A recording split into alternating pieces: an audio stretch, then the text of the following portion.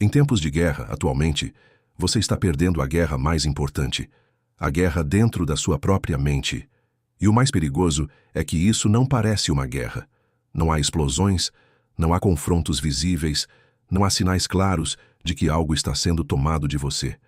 Existe apenas uma sequência silenciosa de dias comuns, decisões pequenas, concessões quase imperceptíveis, que pouco a pouco estão moldando quem você está se tornando. Essa guerra não acontece quando tudo dá errado. Ela acontece exatamente quando tudo parece normal. Quando você acorda e escolhe adiar. Quando você sabe o que precisa fazer, mas decide evitar. Quando você troca o que constrói por aquilo que apenas distrai. E assim, sem perceber, você começa a ceder território. Não de uma vez, mas em partes. Não com dor, mas com conforto. E é exatamente por isso que essa guerra é tão difícil de perceber. Porque ela não te destrói de forma imediata. Ela te enfraquece aos poucos. Até que, quando você finalmente olha para si mesmo com clareza, já não reconhece mais quem está no controle. Agora, observa com honestidade o padrão que se repete todos os dias. Não é sobre grandes decisões, não é sobre momentos extraordinários. É sobre o que você faz quando ninguém está olhando. O instante em que o despertador toca e você negocia mais 5 minutos. A tarefa que você sabe que deveria começar, mas decide adiar. A necessidade constante de estímulo que te impede de ficar em silêncio consigo mesmo. Essas pequenas escolhas carregam mais peso do que parecem, porque elas não definem apenas o seu dia, elas definem a sua identidade. Existe uma diferença brutal entre alguém que reage à própria mente e alguém que governa o que acontece dentro dela. E a maioria das pessoas nunca aprende essa diferença. Vive acreditando que está no controle, quando na verdade apenas responde automaticamente aos próprios impulsos. E quanto mais esse padrão se repete, mais difícil se torna quebrá-lo, porque o que começa como escolha, com o tempo se transforma em padrão. E o que vira padrão passa a comandar. Existe uma regra silenciosa que governa tudo isso. Qualquer espaço que não é intencionalmente controlado será automaticamente ocupado. Se você não decide o que fazer com o seu tempo, algo decide por você. Se você não define o que consumir, alguém define. Se você não estabelece limites internos, seus impulsos assumem o comando, e isso não acontece de forma brusca. Acontece de forma sutil, quase invisível. Um pouco mais de distração aqui, um pouco menos de esforço ali, um pouco mais de conforto hoje, um pouco menos de disciplina amanhã.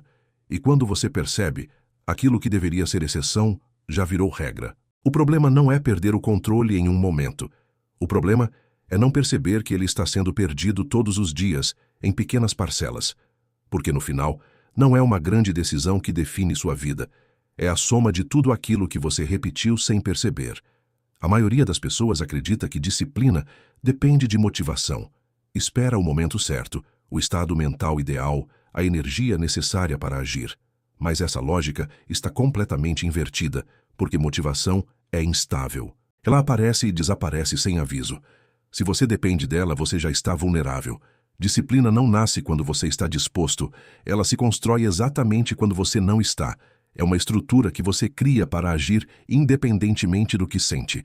Porque a mente, por natureza, busca o caminho mais fácil. Ela evita esforço, evita desconforto, evita tudo aquilo que exige crescimento. E se você não cria algo mais forte do que essa tendência, você será arrastado por ela. Não por falta de capacidade, mas por falta de direção. Porque capacidade sem controle não constrói nada sólido. Ela apenas se dispersa. Existe um ponto específico em que a chave vira.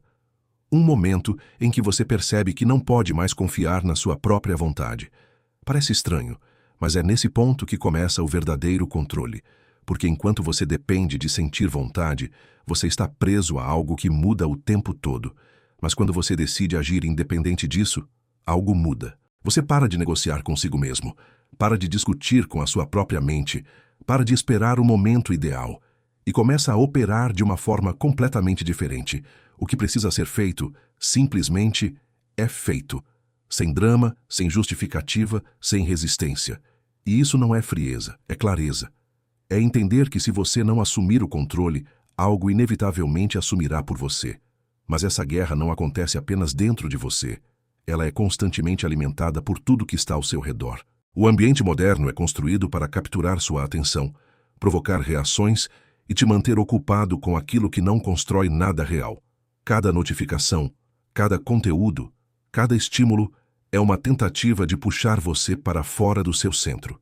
E o mais perigoso é que isso parece normal, parece parte da vida. Mas cada vez que você reage automaticamente sem consciência, você entrega o controle. Você permite que algo externo determine seu estado interno. Isso cria um ciclo onde você vive em função do que acontece fora, em vez de construir algo sólido dentro. E quem vive assim nunca se estabiliza, porque depende de variáveis que não controla. Existe uma habilidade silenciosa que muda completamente esse jogo. A capacidade de criar um espaço entre o estímulo e a resposta. Pode parecer pequeno, quase insignificante, mas é nesse espaço que o controle nasce. Porque ali existe escolha, existe consciência. Enquanto a maioria reage no impulso, existe um pequeno grupo que observa antes de agir. E essa diferença muda tudo. Porque quem reage está sempre jogando o jogo dos outros. Quem observa decide o próprio movimento. E essa decisão, repetida ao longo do tempo, constrói algo que não pode ser abalado facilmente. Porque não depende do ambiente, não depende dos outros, não depende de circunstâncias. Depende apenas de uma coisa: do seu nível de consciência sobre o que está acontecendo dentro de você. Mas existe um fator que pode fortalecer ou destruir completamente essa construção: o ambiente em que você está inserido. Porque você não vive isolado. Tudo ao seu redor influencia a forma como você pensa, age e decide. E essa influência raramente é explícita. Ela acontece de forma sutil, conversas que normalizam a mediocridade, hábitos que incentivam a distração, pessoas que, sem perceber, puxam você para baixo. E com o tempo, isso começa a moldar sua percepção de mundo, porque o ser humano se adapta ao ambiente em que está. E se você não escolhe conscientemente esse ambiente, você será moldado por ele automaticamente.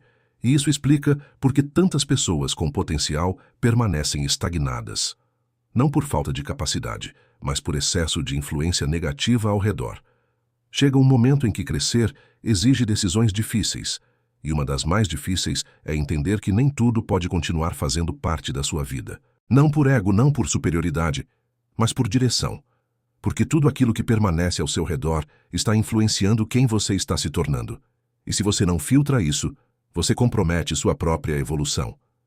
Crescimento real exige corte, exige seleção, exige a coragem de abrir mão do que não sustenta o seu avanço. Isso não é isolamento, é estratégia, é entender que sua energia é limitada e precisa ser direcionada com precisão. Porque qualquer desvio, por menor que pareça, ao longo do tempo gera um impacto gigantesco. E então existe uma armadilha ainda mais silenciosa: a necessidade de ser visto. Em um mundo onde tudo é compartilhado, validado e exposto, existe uma ilusão extremamente perigosa: a sensação de progresso sem progresso real.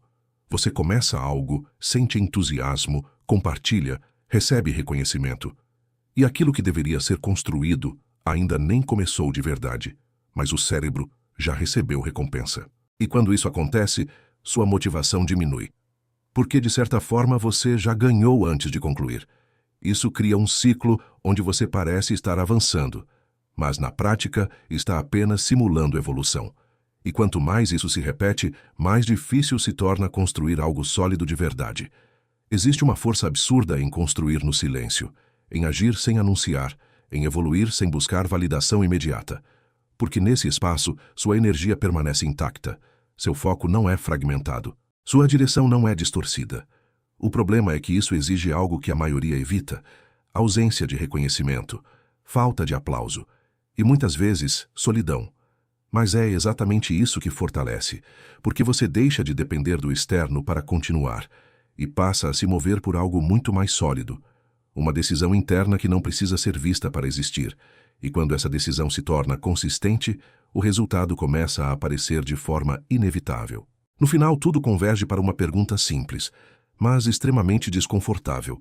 Se ninguém estivesse olhando, se nenhuma validação existisse, se todo o reconhecimento desaparecesse, você ainda faria o que precisa ser feito? Porque é nesse cenário que a verdade aparece. É nesse silêncio que você descobre se está no controle ou apenas reagindo. A maioria evita essa pergunta, porque ela revela algo que foi ignorado por muito tempo. Mas aqueles que encaram essa realidade sem fugir descobrem algo diferente. Descobrem que existe uma força que não depende de motivação, não depende de circunstância e não depende de aprovação. E é essa força que define quem realmente está no comando. E quando você alcança esse nível de clareza, a guerra muda completamente, porque ela deixa de ser contra o mundo e passa a ser uma construção contínua dentro de você. Uma construção silenciosa, invisível no início, mas impossível de ignorar com o tempo, porque o resultado começa a aparecer, não no que você fala, mas no que você se torna, e nesse ponto não existe mais dúvida. Você não está mais reagindo, você está conduzindo.